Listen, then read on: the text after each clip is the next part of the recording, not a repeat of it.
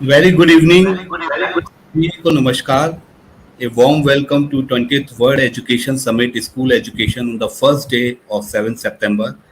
And we are here with our next panel discussion on the topic that is lessons to be learned during COVID-19 pandemic and how to build new age education sector. This is most important topics regarding the advancement in the technology during the COVID times. What lessons we have learned are we going to implement in the future? Is traditional learning is going to stay, or we are coming in the hybrid education sector? To discuss and deliberate on this topic, I would like to introduce the speakers of this session. First of all, I would like to introduce Ms. Sonia Anil Verma, Principal, Khetan Public School, Kajawad. Thank you, Sonia ma'am. Thank you for giving your precious time to us. It's always a pleasure to have you here, ma'am. I would like to welcome Dr. Vaisali Shah, Director, State and Vidya Vihar, Ahmedabad. Thank you, Dr. Vaishali ma'am. Thank you for coming to World Education Summit. I would like to welcome Dr. Salni Bajaj, Principal, the Morre School, Gurugram. Thank you, Salni ma'am. Thank you very much for giving your precious time to us. I would like to welcome Dr. Preeti Ojha, Principal, Delhi International School, Sector 23, New Delhi. Thank you, Dr. Preeti. Thank you for giving your precious time to us. I would like to welcome Mr. Nick Hutton, Regional Director, D2L Asia. Welcome, Nick, to the World Education Summit, and thank you for giving your precious time to us. And I would like to welcome our speaker and moderator of the session, Dr. Salima Chaudhary, Principal, Cosmos Castle International School, Green Campus, Ahmedabad.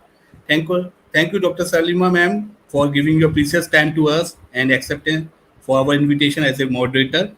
So I would like to request all my audience, if you have any question in your mind that you want to take it live, please put your questions in the Q&A section so that our panelists can give you all your answers live during the session. So by not taking much time, I will hand over this session to our moderator. So all the virtual dice to you, ma'am. Over to you. Thank you. Thank you so much. Good evening, ladies and gentlemen. Thank you for the introduction to the organizations of World Education Summit 2021. I feel privileged today to be moderating today's panel discussion with the distinguished and eminent fellow educationist. The COVID 19 pandemic has generated an unprecedented global crisis. Starkly visible in the dire consequences it has had on health and livelihood across nations. Increasingly, there is a recognition of another less conspicuous but deeper generational crisis that is unfolding in terms of access to quality education due to closure of schools. Additionally, the impact of school closure has been disproportionately heavy on children in primary grades who are dependent on parents or older siblings for access to digital learning. In India alone, more than 250 million children have been out of the school for over 15 months and still counting. With barely 40% of the children in India being able to access in any form of digital learning, it is likely that learning for the children enrolled in government and low fee private schools have been minimum. As schools reopen in a staggered manner, children will be expected to attend school for shorter periods and in batches. School must increase the effective in-person instruction time to make up for the lost time over the past year. The pandemic has forced children to spend most of their time at home. Resultant loss of social interaction, especially with the peers, coupled with the fear of the disease, could have had a negative cognitive impact on children, thereby reducing their ability to learn. It thus becomes crucial to integrate a readiness program to strengthen socio-emotional skills for all children, irrespective of age and grade, while reinducting them into formal schooling. This will help children understand and manage emotions, empathize with themselves and others, establish positive relationships, and make responsible decisions. It is imperative train on teachers on digital learning. Training should be blended and based on experiential learning. The online session should be participative, after which participants can be given individual or group assignments as a follow up. The COVID 19 pandemic accelerated the shift towards digitalization across sectors and businesses. Educational institutions were nudged towards digitalizing learning program by lockdown and restriction on public movement. As the Indian traditional education system accepted the mammoth task of digitalizing learning, school management, state administrations, and government empowered educators, students, and parents to acclimatize to the new normal. School and institutions across the private and the public sector successfully responded to the need and created e-learning programs to keep academic schedule going. On the other hand, EdTech platform sees the opportunity to provide specialized tools to aid learning for students at all levels. This helped educators with the ability to continue knowledge sharing and evolve a new learning program. With various technological innovations, the education system has become an ecosystem that blends traditional method and modern techniques. In the wake of the EdTech revolution, technology is harnessed to reform hybrid schooling.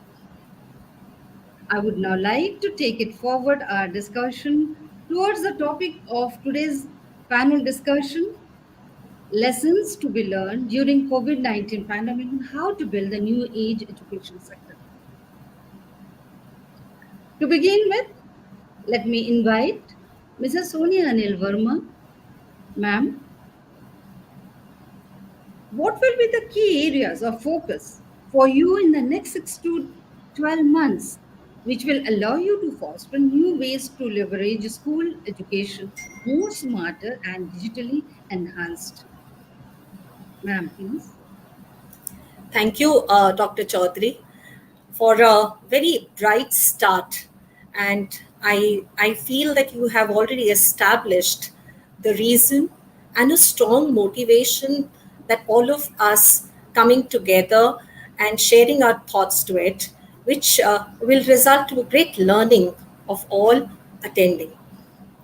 To start with, I come from an economics background, and I always associate, years, and I would say that in economics, year 1921 is said to be a year of great divide, and in education, year 2019 is set to divide education to a new, completely new system and a changed approach.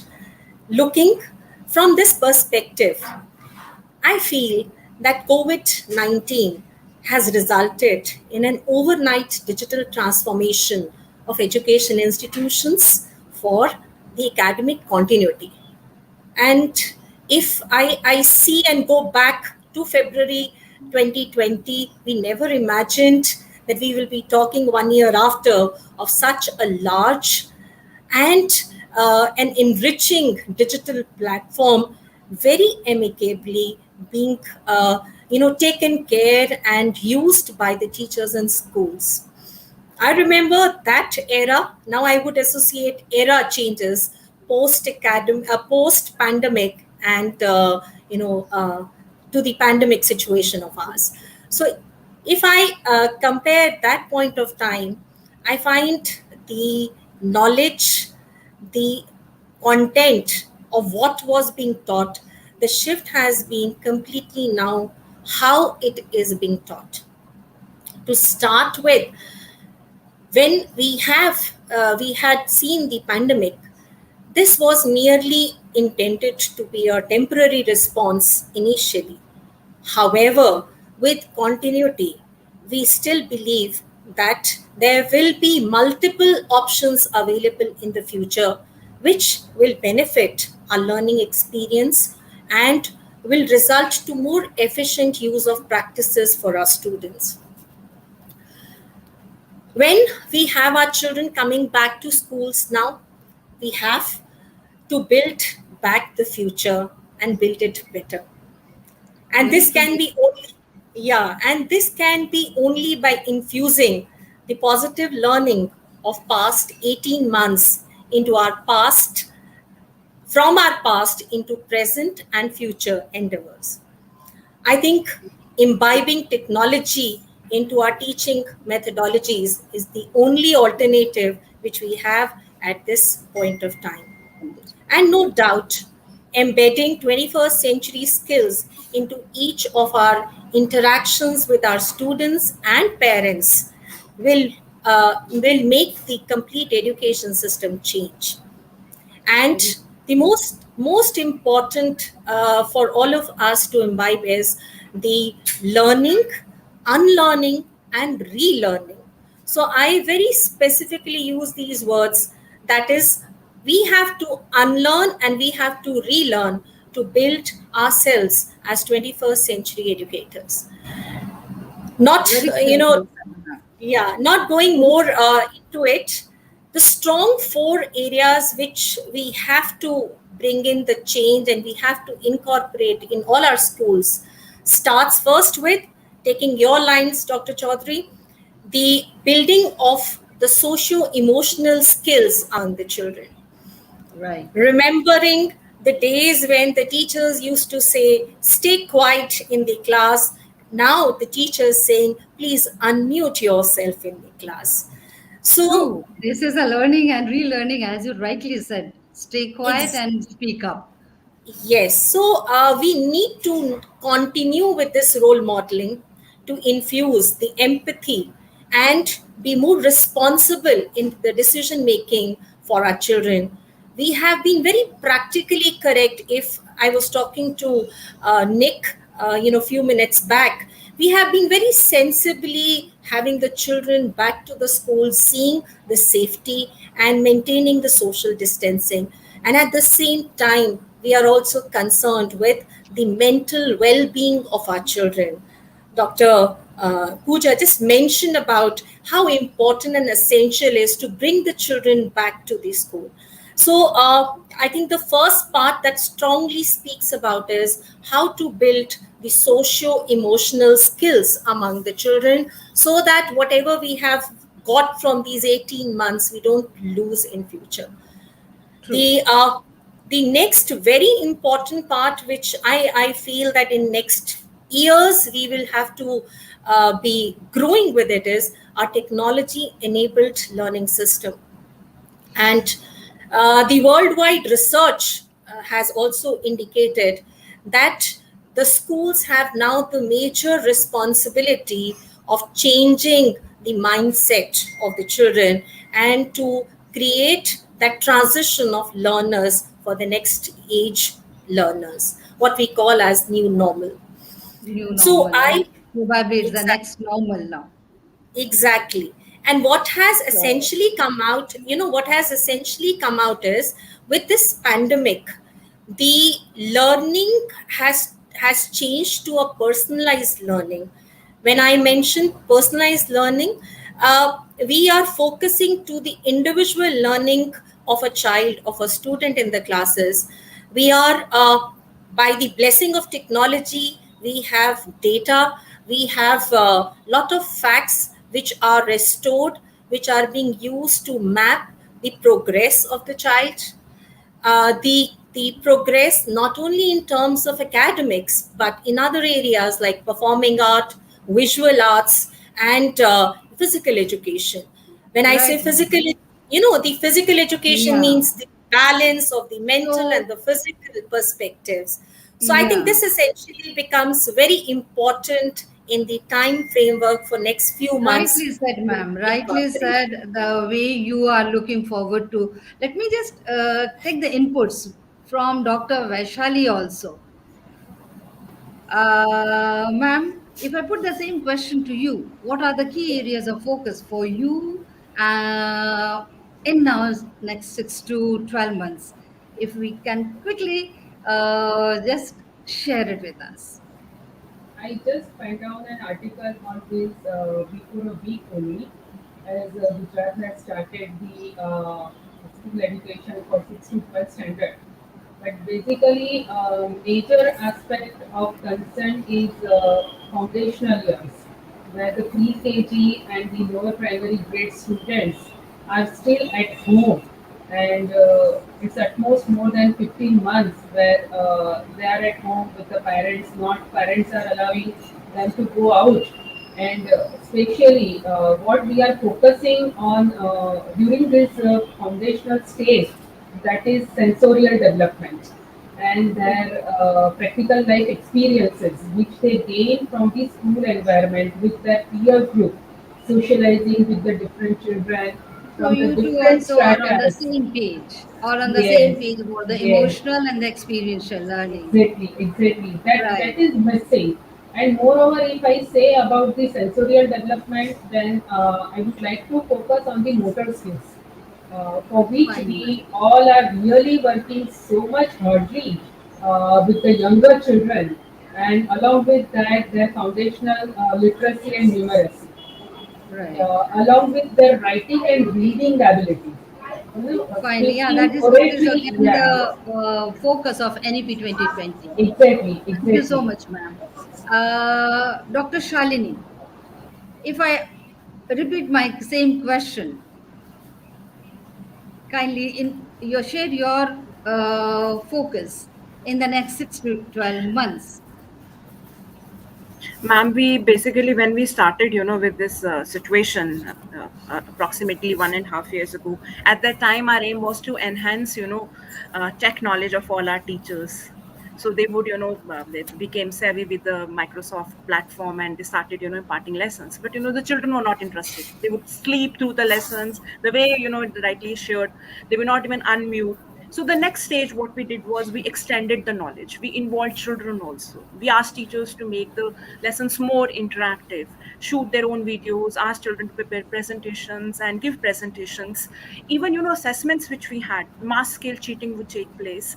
We could not even assess them properly. So total, shift has to, a paradigm shift had to take place. So slowly and Right. gradually, we are shifting to a stage where we're empowering everybody. I'll share a few examples. I will not take much time. Now here, what we have done is we basically, the mode of, imparting lessons we have changed. It's more of a flip classroom kind of a thing, where the teacher will, share outline in a presentation, and that Right. presentation, probably each one of them, can elaborate that on that presentation and make their own individual personalized presentation and present. Or it could be in collaboration. They collaboratively in a group Right. they So work. you are more focusing on flip learning or the blended learning ones for the Yes, yes, blended. next couple of months we are looking And forward yeah, to, ma'am, right? for the one or two things more quickly, I'll say. One thing which I basically I realized was the assessments, were not, foolproof. So we moved up, in Bloom's taxonomy. It was not, about rote learning. It was more about application based and creativity and all those elements, were introduced. Open-minded questions. We're shifting, we're Ma'am, shifting but to that then level. I'm sorry to We cut you also down here, and I'm sorry to be interrupting. In when the next part, next few months that we have, my question was like, what exactly you are focusing on? But and you are rightly said that the you are planning to enhance the blended learning and the flip learning. I hope that will surely is going to take you to. I mean, you are going to override the situation that all we are in. Thank you so much, ma'am. Now, I would like to address Mr. Nick now. Uh, Mr. Nick, I have two questions for you. This is like, uh, what exactly what trends or shifts have you seen over the past few years? When I say past few years, it's pre-pandemic time also. And what role D2L is playing in helping school education to evolve their capability in future? Thank you, Dr. Salima. Yeah, good question. So, over the past few years, I think education generally has evolved to incorporate more innovative technologies in the classroom. And obviously, the last 18 months with the pandemic has accelerated this digital transformation as educators, all of you here, have been forced to think outside of the the classroom size box to ensure continuity of education while lockdowns and quarantines keep students out of schools. And obviously with that, the growth of education technology innovation, as well as access to online courses and digital content, has exploded. And institutions of every size and type are now experimenting with various ways to teach and learn on the internet. The other area that has obviously grown dramatically in the last few years is mobile usage and internet penetration into the region generally. I'm talking the Asia Pacific region as well as India, and that's been increasing year on year. And students in this region, it's interesting to see this, are wiring up at a faster pace than anywhere else, and the demand for online learning is surging. Right now, as the LMS market, or the learning management system market, along with the education technology industry, continues to grow across the region, the online learning market is expected to witness more innovations and trends in the coming years. So if we were to look at some major trends that are going on at the moment during this year and have been developing over the past few years, I've kind of put them down into five. And I'm talking here about trends in learning that are supported by technology in education. So one of them is around engagement. So improving teacher-student engagement using technology, and using technology called gamification. So the ability to personalize the experience and make the engagement much, much higher. The second one, and I've just mentioned it, is around mobile. So learning on the go with mobile learning, the ability, and I understand there are obviously areas in every country in Asia where access to devices and access to the internet are spotty, but generally learning on the go with mobile learning is another major trend that's going on.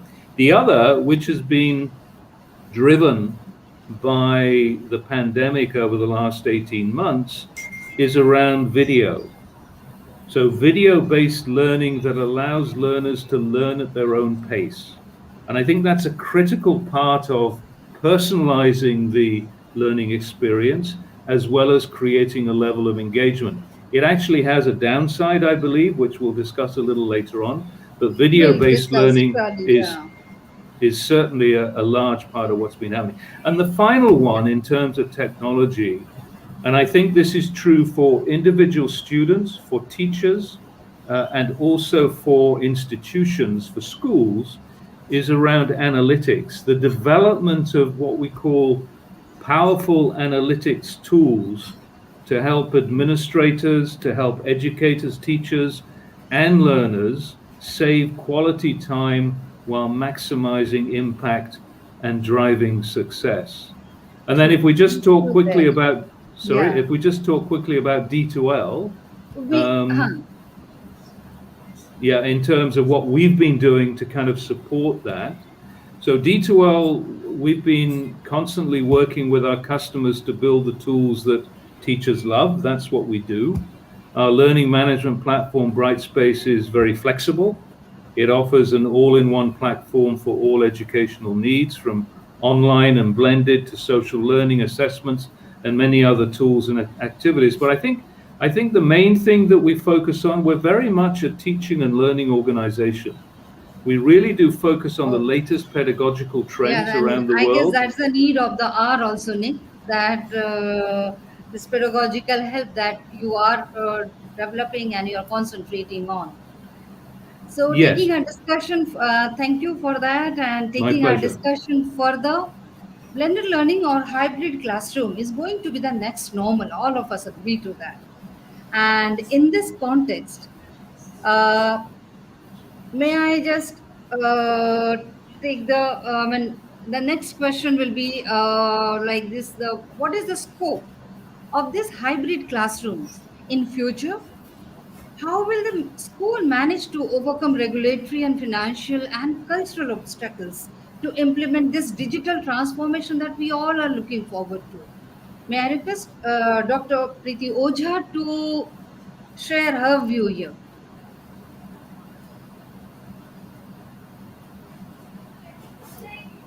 Go anywhere. But at the same time, teachers' teaching methodology doesn't go anywhere. So here we are going to see the excellence of teacher, how she uses the tool. I coming from the same background of technology, I was from the very beginning in education, always letting all the stakeholders know that computer or the technology is a tool but not a subject. And today it comes as a reality. If we use blended or if we use hybrid, the major thought process for a teacher would be when to use what tool. Lots of tools, impact is less, so the context that one wants to make will not be relevant in their learning outcome. We need to focus on exactly how the teacher is going to see the learning outcome of the child. To be very right, Dr. Chaudhary, the span of focus has reduced. And how I can say that is when I see Instagram, because when the world of children, Instagram is at a very high space going ahead. I see that children were going ahead with stories, but now they go with reels. Reels are Yes. smaller than story. So imagine the impact and the focus of the child who we need to make powerful and impactful as a citizen for the country. When they have a lesser focused time, the teacher challenges that they would not be ready for a lot of words and lecture. They are ready for something which gives them curiosity. How would I engage them? So when I look at it, I feel that the technology would be utilizing lesser time to reach out to them.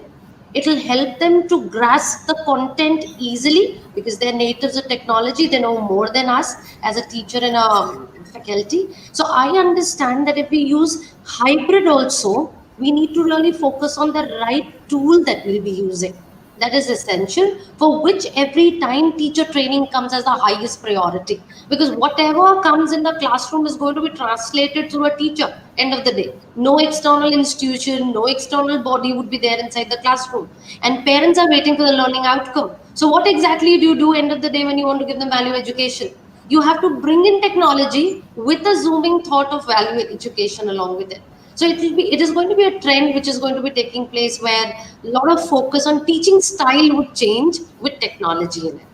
Very true, very well said, ma'am. And I hope all of us will agree to that, what you have said, that as the span of the concentration of the student is decreasing now, the role of teacher training there to bring up the right tool for the learning process is going to be important.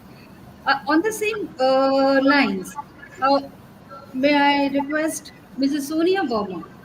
Ma'am, what would you say? How the school managing the financial and the cultural obstacles when it comes to implement the digital transformation for the hybrid classrooms? I think very well said by Dr. Preeti. I would elaborate, the hybrid model is now to be a reality in future. The education system, what we are now foreseeing, will bring about plenty of tools. Yes, Nick mentioned about gamifications, the tools which makes the children be more engaged in their participation, because all of us around we are talking about even implementing our new education policy, which also has a centered focus on making a child to come up to a creative level. This cannot be done with memorizations and rote learning. Another important thing which I see among the seniors children, that it has led to exposure of many skills among the children. I would say the future job related skills which will give them a complete path to a new career in the coming times. And the schools have a challenge. I would say that initially the schools were thinking of investing in infrastructure more heavily, but now the investments will now be shifted towards investing into the learning resources for the children, technology tools for the children, and how to build them to be more innovative in future. I think that is a strong message for everyone what we are seeing What we too. are seeing and how to, I mean, more consideration or more importance is giving towards the digital transformation in the school. and Exactly. making the hybrid learning into practice even after when we come out of this pandemic. Thank you, ma'am. Thank you for sharing your ideas here and all. I come back to you, Mr. Nick, uh, to just here, like, I would like to know, like, how would you define the leadership roadmap for the next normal, and what more or less could be done to enable schools to work with the industry to meet the needs of the future? Am I audible? You absolutely are, Dr. Salima, and it's a very, very good and very topical question, especially as we're in the midst of what's being called the fourth industrial revolution. So, governments, employers, and education systems around the world are grappling with the skill needs of a workforce, as I said, as we're in the midst of this fourth industrial revolution, and given that, we must develop a cross-sectoral framework to create a true, seamless, what I would call lifelong learning continuum. It's very interesting, and I find this statistic quite remarkable. According to the World Economic Forum, 65% of today's school children will graduate into jobs that do not yet exist. I mean, that is a remarkable statistic if you think about it. And a lot of that is being driven, obviously, by artificial intelligence that's coming faster than most of us realize into more parts of our lives. Gartner, the well-known industry analyst, predicts that we're very close to the point where customers will manage 85% of their relationship with companies without interacting with a human. So really, if there's a task that's relatively predictable or repetitive, no matter where it is, it might soon be partially or completely automated. And really, for us, from an educational perspective, and when we're looking at schools and the school children going through their time at school, one size, as we start to think about technology, one size fits all will not work. We need to focus on the individual learners with personalized learning methodologies. And the only way you can really do that successfully is obviously using technology to support it. So schools that will offer learners opportunities to build and showcase competency-based skills like critical thinking, creativity, communication, will have an edge over their competition. And what we call competency-based education, with a blended and personalized approach, is a perfect way to help our students for the future. There is no doubt that having access to technology-enhanced learning prepares students for lifelong learning, as it's essential to give them greater exposure to technology because, quite simply, the world hinges on technological evolution across all sectors, and if they don't get that exposure, they risk being left behind in the workforce. Very well said, sir. Very well said. That's very true. That seamless transformation, that is more important now. Thank you so much. Pleasure. Dr. Vaishali Shah, if I may request you to just throw some light on how schools work together to nurture creativity and innovation in campus and evolving the learning agenda for the next new normal look like to you, ma'am? Actually, I strongly believe that over here the parents' role is very much important. However, earlier also we were saying that parents' contribution for the children education is very much important. They have to be on the same page with the school's pedagogy or school's philosophy. Then only the children will be able to cope up. Otherwise, they become very much confused between the school and the parents' ideology. Over here, again, the parents' role, because I feel that parents have to learn a lot for this. Teachers have already started learning during these 1.5 years, at most 16 months. The teachers have learnt a lot in terms of the technology, in terms of the creativity, innovation, everything, whatever they had to provide the best to the students. But parents' role is very much important. Many of the parents still over here in India, we know that they are very much deprived with the digital literacy. So school's role over here will come along with the students to have few orientation workshops or few kind of training for the parents from the school end, wherein they can gel with the students' learning, especially with the young children. That's true. Like it will be like, because the parents are also the equal stakeholders in the Exactly, development of the exactly. child. True, So true. together we can do wonder. Schools can do wonder. Dr. Shalini, the same thing, like what it looks like to you, the next new normal for how the schools will work together to nurture this creativity and innovation in campus and the learning agenda. Ma'am, when we talk about how schools work together, now, as you know, that we have shifted from being an offline mode to online mode. There are no longer any boundaries, so we can work at international level. Schools in different countries can work together.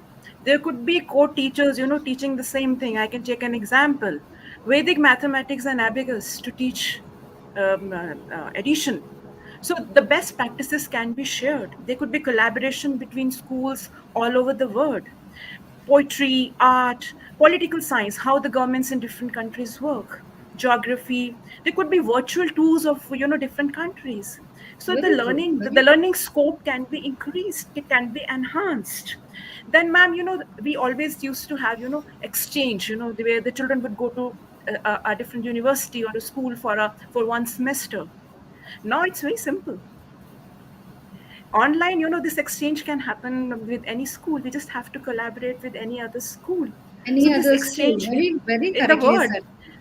we Very correctly always said. use, we can, our children can go and learn, we can collaborate, our teachers can Sure. learn the best practices, Right. where the countries where the teaching is given a lot of importance. I'm sorry to say, it's not like this in India.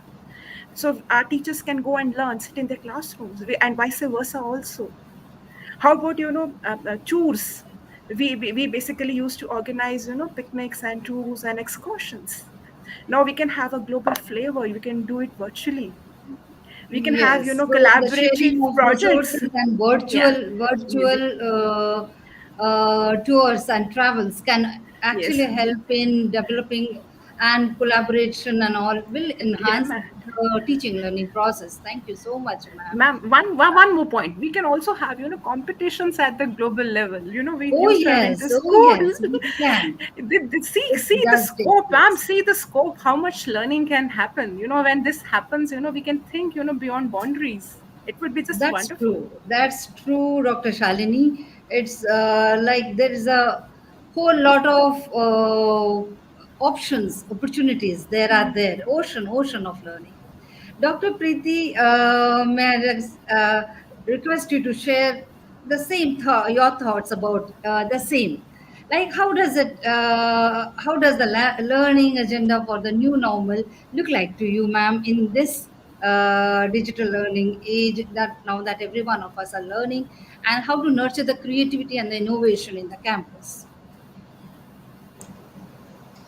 I think it will become easier because looking at the scenario of what children want is coming closer to them. The only thing that is going to be taken care is the net etiquettes that is going to be taken care of, because when I go online, when I see my children on the screen, most of them do not want to switch on their cameras, or they are not switching or unmuting what they're speaking. So that's giving a reflection and reflecting upon the teaching style of the teacher, where I feel that how to now incorporate online teaching will be enhancing, and what exactly would be the assessment criteria where I engage with creativity. I have a wonderful project based learning, but then how would I be assessing them? That's going to be one of the questions, which is going to be not associated to one kind of a teacher and one kind of classroom. It's going to be uniform throughout the school. And most important, like I just now heard from Dr. Vishali, that parent orientation or expectation will also definitely change, because now it's not going to be a conventional kind of a profile that a parent is expecting. Most of the parents have lost their job as an engineer and a doctor and various other capacities, so now they are looking forward for plan B of a kind where child has a higher intelligence of equipping themselves in a style where teacher teaches them in such a format which connects to the real world, That's that very true. what That's exactly very is going to true. be. Yeah, because I see my I children do talking to agree me. with you, ma'am. I'm sorry. Okay. Here, like, what you are saying is really correct, and it is connecting with everyone. I hope every one of us are agreeing to your point of view. Like, yes, it does bring, it will bring in a change, and the perception will change. Thank you so much. And there's a now I'll just go through all of you the same question, because I would like to know the best practice that you had adapted for making the 21st century classrooms. And what is this? What is the learning from this pandemic? Quickly, if I can get a response from all of you, may I start with Mrs. Sonia Verma? Okay, it's a very good question. I think it elaborates complete work of ours since last 18 months. We have taken up very strongly a complete change in our curriculum content from K to 8. 9 to 12 is a CBSE school, so accordingly we have taken the changes into. But what significantly we have done is, in this online mode of teaching, and now when we moved on to the hybrid mode, we are ensuring that there are reflections after each days of classes, and these reflections are shared by the children. These reflections talk about how they have felt the teaching in a day in the classroom, and these are directly indicating to us the areas where we need to improve our teaching pedagogies. So So, what this is the is a best practice that you have adapted, ma'am? so the best practice is, we have taken up, in my complete classroom presentation, the concepts are not taught in the conventional style as they were being taught before.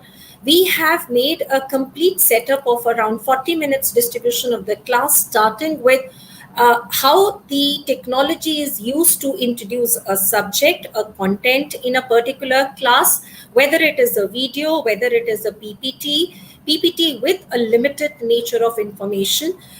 Secondly, is that the assessments which are being catered to are not in the same like what we were doing before. They have been turned towards creating children to think more about innovations, maybe a project based learning. We have an active learning taken place in the lower classes.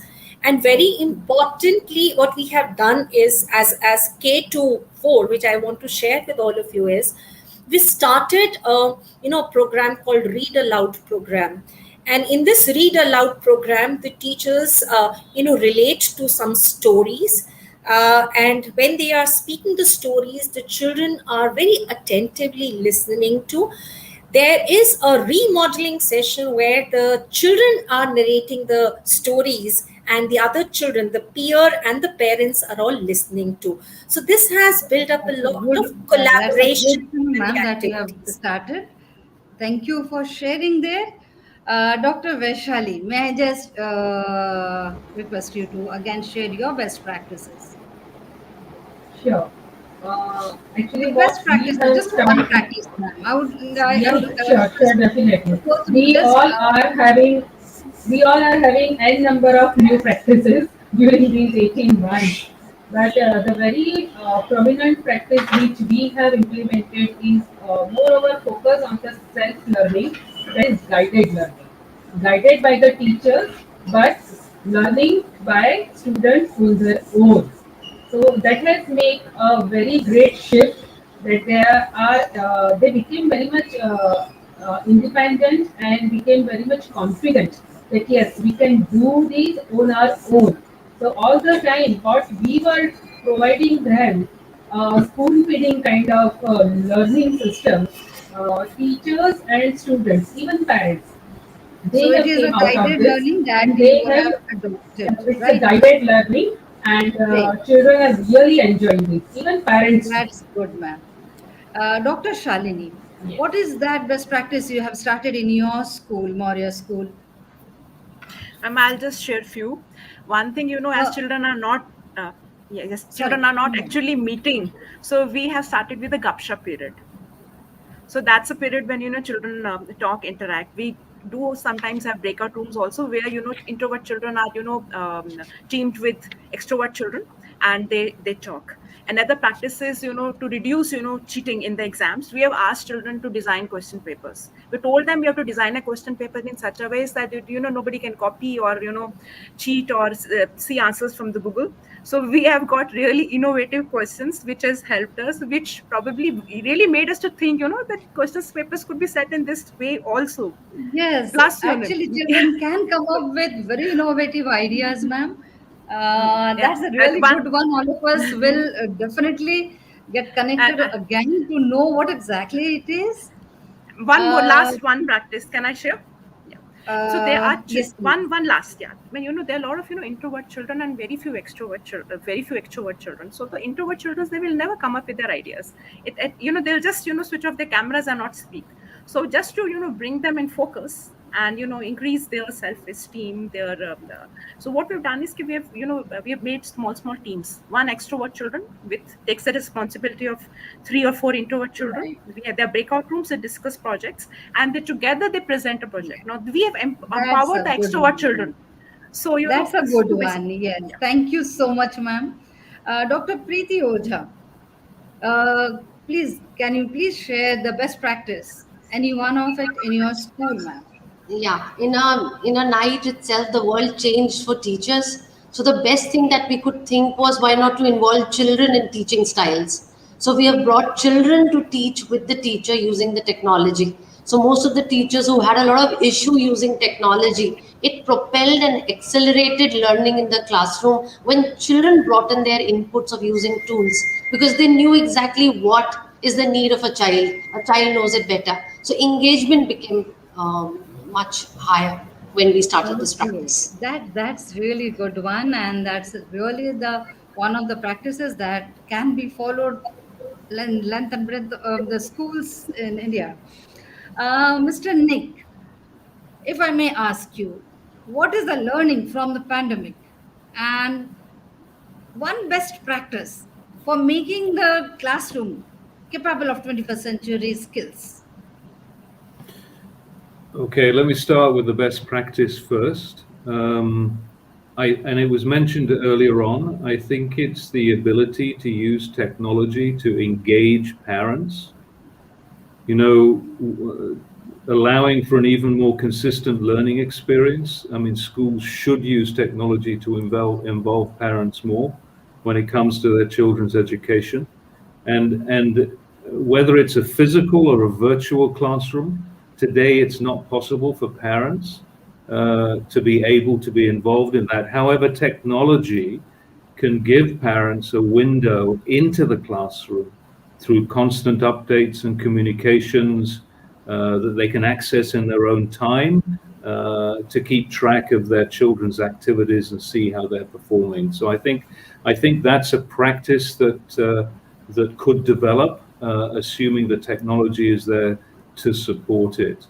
That's In terms of the key learnings, I guess there's probably one that is maybe a little bit debatable, but we've found it to be the case in many situations, and that is that, you know, we have to understand that teaching is not necessarily learning. And when you're using a video collaboration tool, which essentially everybody who wasn't using technology at the time had to move to try to replace their face-to-face classes, it's not digital education or technology enhanced learning.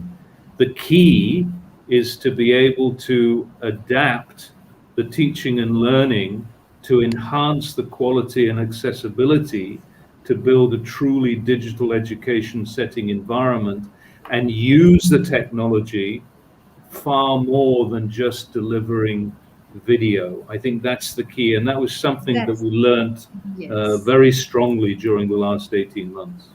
That's true. That's really wonderful, and the kind of learning that we all have. I should say that the gupshup period, the interaction of the student involvement, their engagement, creating buddies, wonderful. Uh, these are the learnings that yes, we never had it before, but then yeah, time makes us learn a lot. Situation makes us learn a lot. Uh, Thank you for sharing all your and sharing the and giving the inputs and the best practice of the learning, how we can do it, how we can bring our schools, how can we help our students. So before we take up the questions that are there in the audience, may I request you all one closing statement from all of you, and I'll go by the same. May I request Sonia, Mrs. Sonia, your closing statement, please. Make it short so that we have time for taking up questions from audience also. Thank you, Dr. Chaudhary. I would say, as a closing note to this session of ours, is that tomorrow the education, what is being expected from all of us, has the start today. Let us all come together, think innovatively to bring about those changes in our education system. Thank you so much. Very well said. Dr. Vaishali, please. Let us start with a new way of hope that together we can make our future better. Right. Dr. Shalini, please. Education is a dynamic sector, and we have to quickly learn to adapt. That learning, unlearning, and relearning, you are Relearning, yes. emphasizing the same. That's good. Dr. Preeti, please.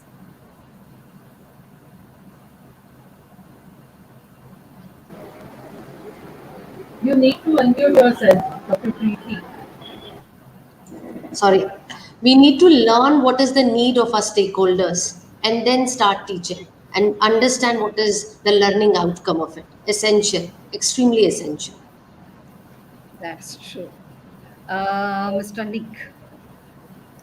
Thank you. Yeah, I strongly believe that the most effective way to use technology to enhance teaching and learning is in what's called a blended mode. In other words, using the technology to support and enhance traditional classroom-based teaching.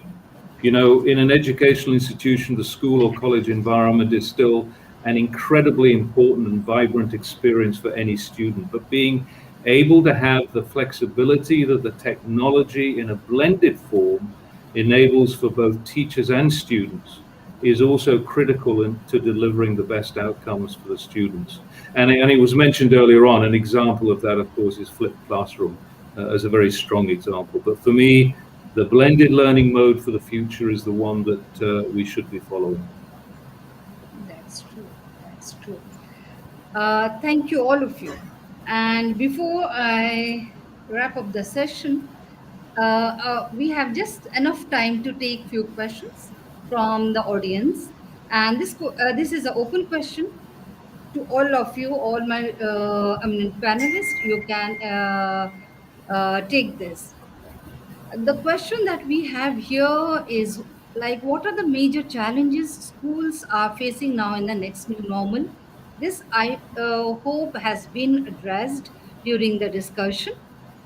But the next question of next is like, what behavior changes they are seeing in the students and teachers?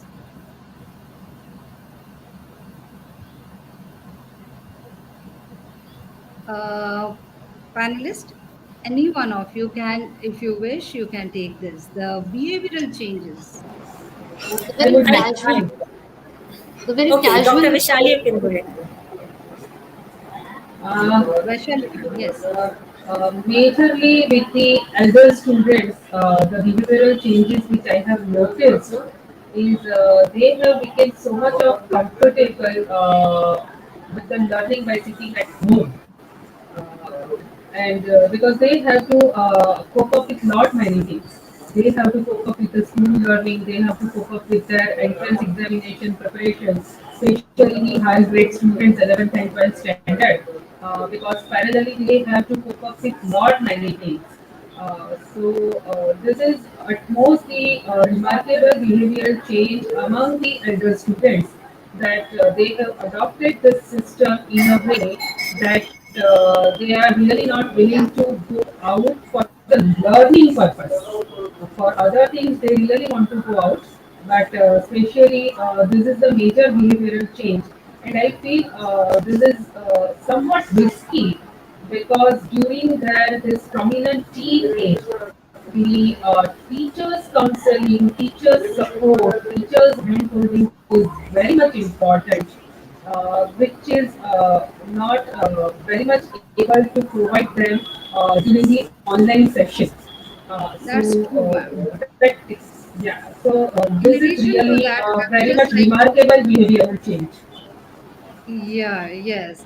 And to just add a few line more to your response, this is something that I have also observed in the younger kids. Not only the teens, the younger kids who are in the pre-primary and the primary, early primary stages, because they are at home, they are in the I mean, classes and all are happening in the online. They are not coming to schools, and the fear of the disease is making them confined to their home. The I would way they like to add interact one with more school, thing along with this. This is about the mental health behavioral changes, but along with that, the yes, physical health is also affecting. it The is affecting. anxiety and obesity, these are the two major issues right now. Everybody, majority of the parents, they are facing among their children. Very true, ma'am. And the natural interaction of the child is now reducing a lot that we can come across and comes and when we see them and meet them, this we feel. Thank you all. Thank you so much. As we work towards rebuilding our education system, it is critical to reassess how we educate our children and place emphasis on developing systemic resilience to withstand the impact of any future disruption to school learning. The future of education appears to lie in digital learning that blends technology with human intervention at home, alongside in person classroom learning whenever possible. Innovations that champion learning and retention of for all children while allowing flexibility and fostering continuity will be more sustainable as we build back a better, a new age education sector. Thank you all for wonderful panelists. We really had a good discussion. Yes, I had to at times cut short because of the time constraint. Take care. Thank you once again. God bless you all. Thank Thank you very you, much Dr. indeed. Sharma ma'am. Thanks. And it's a pleasure to have you here as a moderator. And thank you every panelist for giving their precious time to us. So I would like, there is some more questions, ma'am. We will send you the mail. If it seems worthy for you, you can revert me on that mail so that we can send back to our audience. And I Sure, would sir. like to request all our audience, you can follow our speakers on their social handles as well. So if you have any relevant question, you can put it on their social handle and can ping them. If it seems worth it to them, they will revert you on that mail. Otherwise, you can drop your mail at education@digitallearning.in so that we can get back to you.